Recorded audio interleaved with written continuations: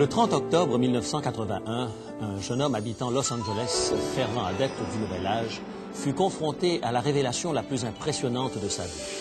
Un être glorieux, étincelant de lumière, entra dans sa chambre. Ce fut pour lui comme si sa longue quête de Dieu touchait enfin à sa fin. Il était loin de penser que c'était au contraire le point de départ d'un pénible parcours jalonné d'obsessions et de sentiments de culpabilité.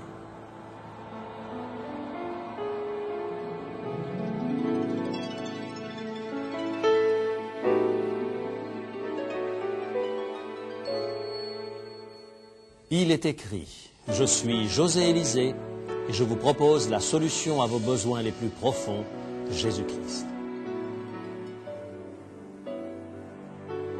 Aujourd'hui, dans notre série « Guerre des anges », voici « Aveuglé par la lumière ».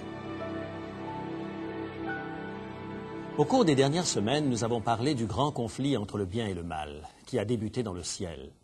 Nous avons vu comment la rébellion d'un ange déchu nommé Lucifer a affecté le cours de l'histoire.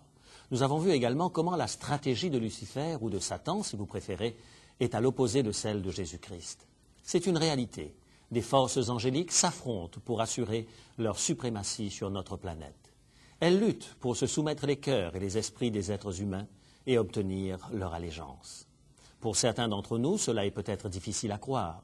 La notion de bon et de mauvais anges ne semble pas cadrer avec un monde de gratte-ciel et d'ordinateurs. Des anges dans la Bible, soit, mais ici et aujourd'hui, allons donc. Des anges en conflit, c'est plutôt dur à avaler. Eh bien, permettez-moi de vous donner un seul exemple de la réalité de cette guerre des anges. Permettez-moi de vous parler d'un homme qui est entré en contact avec le monde du surnaturel. Bill était en quête de Dieu. Il cherchait depuis un certain temps, essayant honnêtement de prendre contact avec le monde surnaturel. Il avait acheté toute une collection de livres sur le Nouvel Âge et les croyances métaphysiques. Ces lectures l'avaient conduit à la certitude qu'il touchait au but. Un matin d'octobre 1981, Bill se leva, prit sa douche et se mit à méditer dans un coin de sa chambre à coucher. Soudain, ce qu'il décrivit comme une force physique le saisit. Il se sentit totalement détendu. Il flottait. Une lumière brillante semblait l'inonder. Tout à coup, un homme était là, devant lui, irradiant une lumière intense, blanche, dorée. Bill ne put s'empêcher de penser que cet homme ressemblait trait pour trait à Jésus. Bill remarqua ses cheveux ondulés qui flottaient sur ses épaules et sa longue robe blanche. Bill trouva que cet être était très beau et très digne, bien qu'il ne fût pas en mesure de discerner les traits de son visage à cause de l'intensité de la lumière. Cet être prononça quelques paroles d'encouragement par rapport au voyage spirituel de Bill, puis il disparut. Après une telle expérience, Bill se considéra comme la personne la plus privilégiée de Los Angeles. Il acquit la conviction qu'il avait été choisi pour être le disciple de cet être surnaturel. Se référant à ses lectures, plus particulièrement les livres d'Alice Bailey, Bill conclut qu'il s'agissait de Djwhal Khul, un moine tibétain, censé avoir atteint l'immortalité.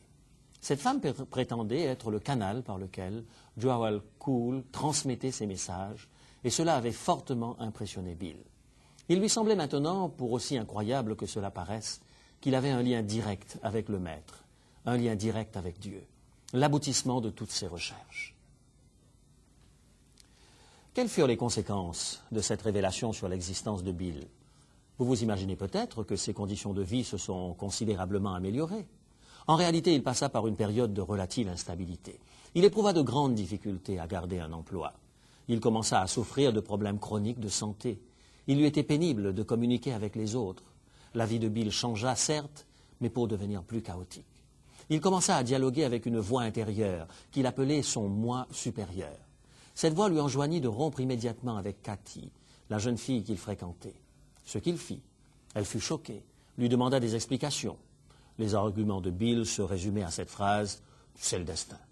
La voix lui demanda ensuite de quitter Los Angeles pour la ville de Torrance.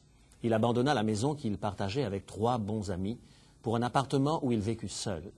Il lui fallut trouver plus d'argent car son loyer était plus élevé. Plus tard, la voix ordonna à Bill de vendre ses biens, de s'expatrier pour retrouver la forme.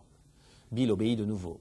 Il se retrouva dans la communauté de Findhorn en Écosse, un endroit connu pour être le Vatican du Nouvel Âge. Son séjour là fut de courte durée. Après une semaine, Bill entendit la voix lui demander de retourner à Los Angeles. Maintenant, la voix intérieure le poussait à donner tout son temps et son argent à la cause du nouvel âge. Ce qui avait débuté par la vision glorieuse d'un être surnaturel était devenu un enfer qu'il ne maîtrisait plus. Bien plus tard, Bill qualifia cette période de sa vie d'esclavage cauchemardesque. Bill n'était pas conduit par une voix intérieure, mais ballotté par le tumulte des voix dans sa tête. Aveuglé par la lumière, il n'entrait pas dans la vérité, mais fonçait tout droit vers une existence constellée d'impulsions chaotiques. Il affrontait une puissance qui n'avait pas l'intention de lui rendre sa liberté, bien décidé de faire de lui son esclave. Qui était donc cet être surnaturel qui était apparu à Bill de façon si extraordinaire? Était-ce un ange ou un démon? De quel côté se trouvait-il dans ce conflit entre le bien et le mal, conflit entre l'amour et la haine? Écoutez bien attentivement ce que l'apôtre Paul écrit aux Corinthiens. Certains hommes à Corinthe, égarés, prêchaient un évangile corrompu. Dans la seconde lettre aux Corinthiens, chapitre 11 et les versets 13 et 14, Paul dit aux Corinthiens d'être bien conscients d'une chose. 2 Corinthiens, chapitre 11, versets 13 et 14.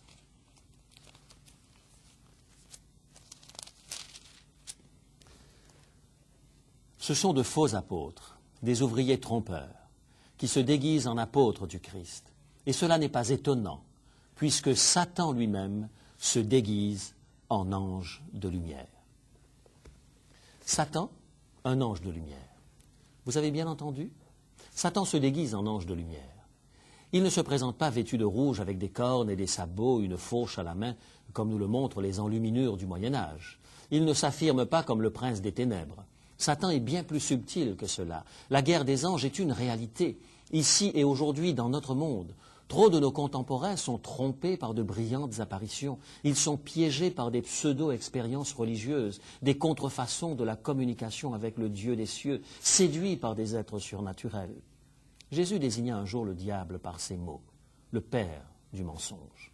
En effet, Satan essaye de nous envelopper d'un tissu de mensonges. Il tente d'implanter dans nos cœurs et nos esprits une perspective tordue. Alors se pose la question, comment pouvons-nous éviter d'être trompés? Comment éviter d'être séduits et piégés? Revenons à Bill. Il n'essayait pas d'adorer Satan. Il n'avait aucune intention négative. Ce jeune homme cherchait à trouver Dieu. Comment alors a-t-il pu tomber dans un tel méli-mélo? Comment a-t-il pu être aussi gravement trompé? L'histoire de Bill nous ouvre quelques perspectives significatives. Elle nous apprend comment éviter d'être aveuglé par de fausses lumières. Premièrement, voyons de plus près le processus mental de Bill. Un matin, il reçut un coup de téléphone de la Voix lumineuse, le groupe du Nouvel Âge avec lequel il travaillait. Ils avaient besoin de 6 000 $ pour du matériel pédagogique. Après son travail, Bill se rendit au guichet automatique. Il vérifia le solde de son compte, 500 $. Poussé à tout sacrifier à cette cause, Bill fit immédiatement un chèque de 500 $. Plusieurs jours plus tard, Bill se réveilla avec le sentiment d'un malaise. C'était la voix qui insistait. Il devait donner 1 000 $. Bill essaya de résister à ce sentiment. Il médita sur ce sujet, il essaya de prier pour s'en sortir, mais la voix intérieure convaincante insistait. « Donne 1 000 $ immédiatement, donne-les maintenant. » Finalement, Bill décida de sortir cet argent sur sa carte de crédit. En accomplissant ce geste, le terrible sentiment de malaise disparut comme par magie. Mais 2 jours plus tard, il se réveilla avec les paroles d'un chant entendu à la radio, trottant dans sa tête. « Donne tout, donne tout, donne tout !» Toute la journée, cette mélodie retentit dans sa tête. Il fallait qu'il envoie un autre chèque de 1 000 $. Bill se sentait déprimé et frustré. Il ne voulait pas s'enfoncer plus profondément dans les dettes. Il décida raisonnablement qu'il n'en verrait plus rien. Mais la voix revenait sans cesse. « Vas-y à fond !» Bill commença à se demander si l'état de déprime dans lequel il se trouvait ne provenait pas de sa désobéissance à Dieu. Résister à cette voix devenait de plus en plus douloureux. Finalement, il retourna à la banque et sortit un nouveau chèque de 1 000 $. Son sentiment de déprime disparut aussitôt. Vous devinez la suite. La voix intérieure ne quitta pas Bill jusqu'à ce qu'il ait donné la totalité des 6 000 $ qu'il dut emprunter. Que s'était-il passé dans la tête de ce jeune homme sincère? La plupart des psychologues concluraient qu'il avait été piégé par une forme d'obsession compulsive. La générosité saine, l'expression d'un cœur aimant, celle que recommande la Bible, cette générosité qui ne regrette pas après coup ses largesses, s'était transformée en obsession. Un sentiment de culpabilité obsessionnelle poussait Bill à toujours donner sans jamais être satisfait. Pourquoi Bill était-il aveuglé par la fausse lumière? Au prime abord, parce qu'il confondait la voix de Dieu et ses convictions obsessionnelles. Même des gens sincères et religieux peuvent tomber dans ces formes de pensée obsessionnelles. Ils croient entendre la voix de Dieu quand en fait ils n'entendent que l'écho de leur propre cœur irrégénéré, qui les accule à une obéissance forcée. Prêter l'oreille à cet écho est dangereux car il conduit au piège d'un comportement compulsif malsain. C'est ainsi que nous sommes manipulés. C'est ainsi que l'être qui se déguise en ange de lumière nous trompe. Dieu, par contre, ne manipule pas. Dieu ne nous force pas. Que nous nous sentions coupables lorsque nous agissons mal est une chose, mais gardons-nous de croire que Dieu nous motive en nous culpabilisant. Non, il nous motive par amour. Il nous inspire de nobles vertus. Chaque fois que vous vous sentez obligé de faire plus par sentiment de culpabilité, ne vous leurrez pas. Loin de livrer le bon combat de la foi, vous êtes la proie du maître manipulateur qui vous pousse à combattre avec ses armes à lui. Les pensées obsessionnelles conduisent des personnes ferventes sur une voie de garage, aveuglées qu'elles sont par une fausse lumière. Il arrive que nous empruntions cette voie simplement parce que nous avons un ardent désir d'entendre Dieu nous parler, d'être conduits par lui. Soyons sur nos gardes. Ne nous tournons pas vers des sources d'eau empoisonnées. Notre seule sécurité est dans la parole de Dieu. Mais direz-vous, Dieu a bien parlé à des êtres humains de manière surnaturelle. Pourquoi pas à moi? C'est vrai que dans certaines situations d'urgence, Dieu intervient directement. Mais il est très important de comprendre que Dieu ne nous guide pas en permanence par des apparitions et des visions. Dieu nous guide par sa parole. C'est le moyen privilégié par lequel Dieu aide les croyants à grandir.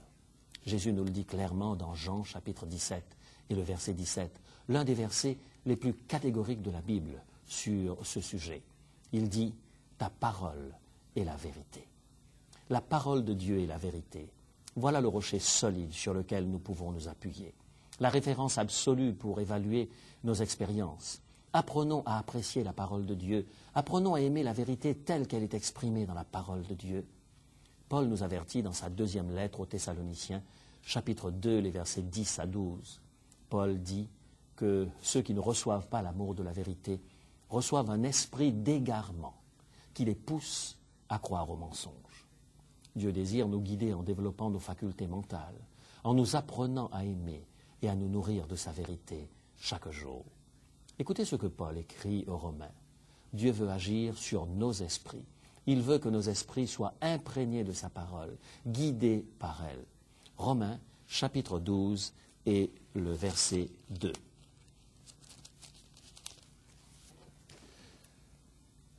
Ne vous conformez pas au siècle présent, mais soyez transformés par le renouvellement de votre intelligence, afin que vous discerniez quelle est la volonté de Dieu, ce qui est bon, agréable et parfait.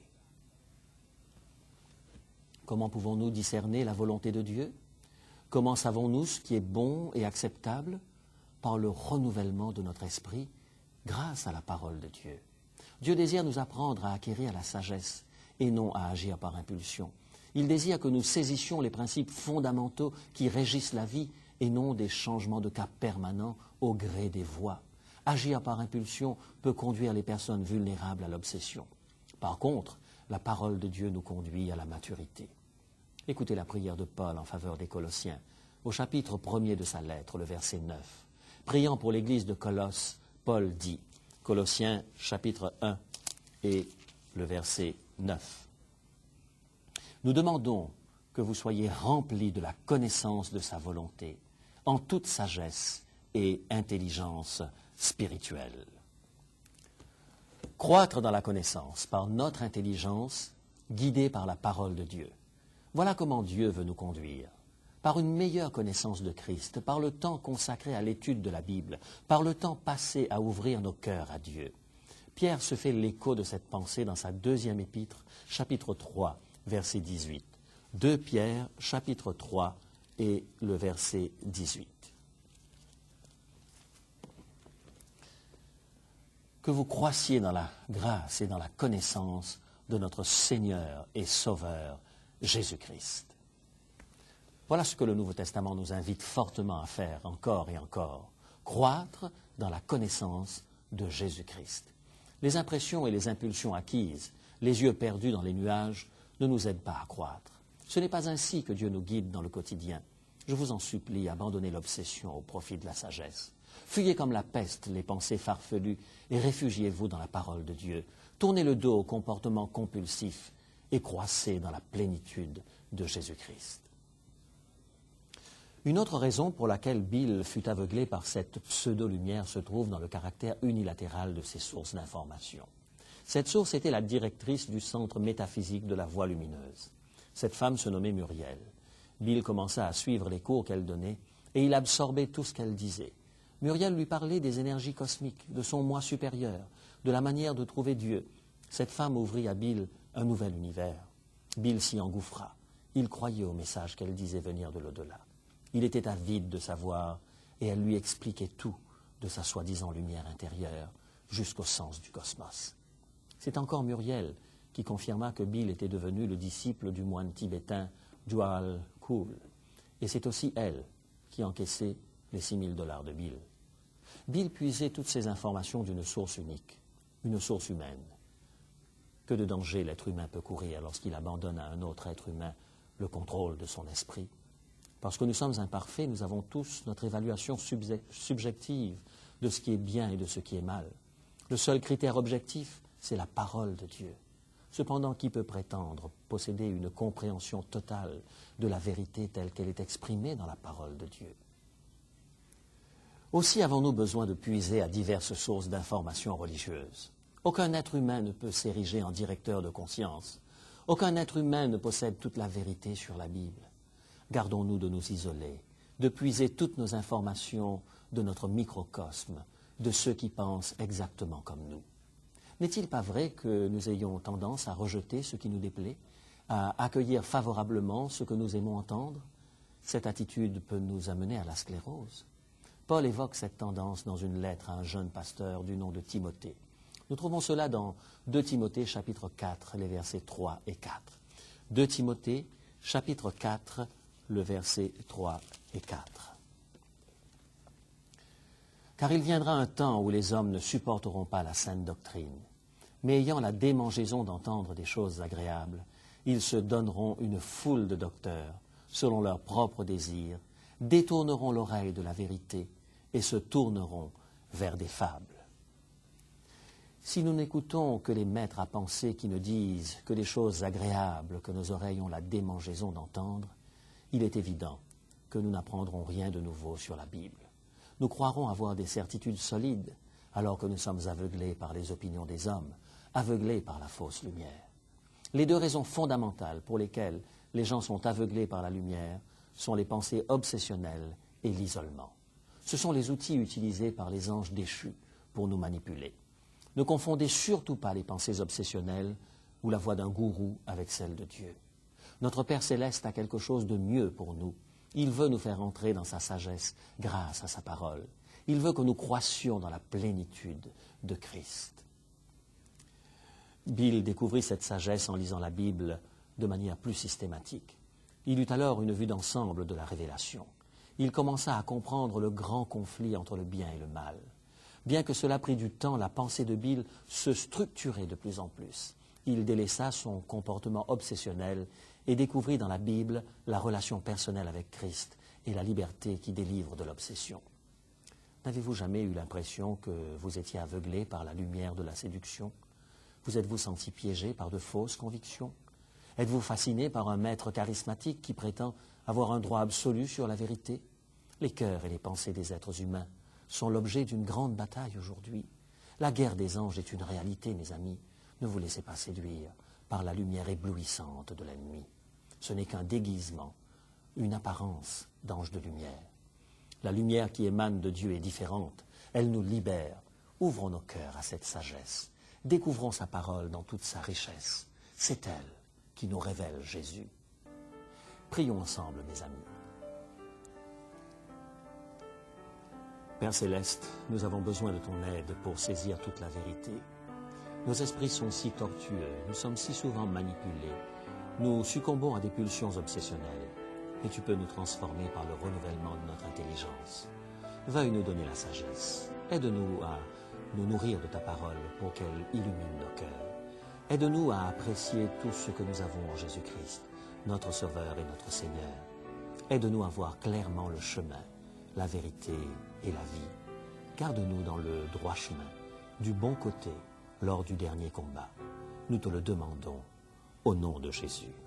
Amen.